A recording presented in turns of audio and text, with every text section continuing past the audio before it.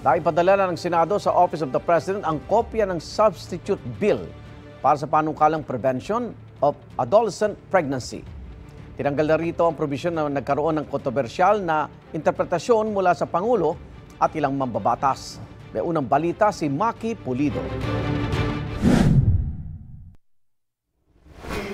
2017 pa lang, panahon ng 17th Congress, sinusubukan ng isabatas ang Anti-Teen Pregnancy Bill. Pumasa na ito sa Kamara nitong 19th Congress.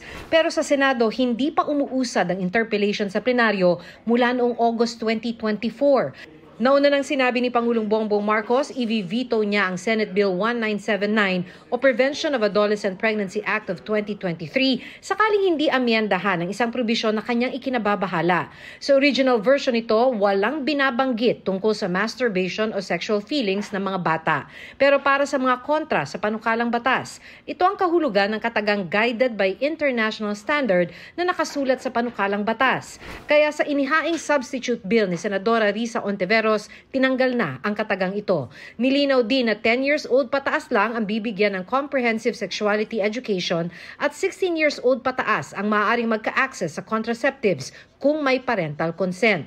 Ang totoong pambubudol ay yung ginawa ng mga nag-fake news laban sa bill. Ang totoong pangbubudol ay yung mga nagkalat ng disinformation at nanakot. Naipadala na ng Senado ang kopya ng substitute bill sa Office of the President.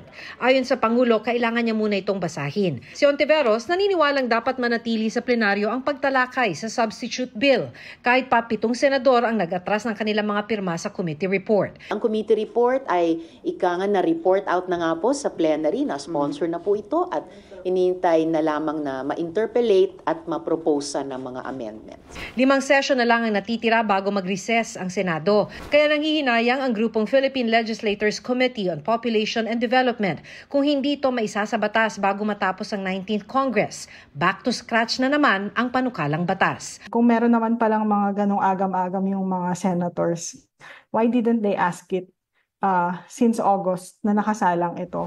Ayon kay dating Chief Justice Maria Lourdes Sereno, ang namumuno sa Project Dalisay na kontra sa Anti-Teen Pregnancy Bill. Pag-aaralan muna nila ito.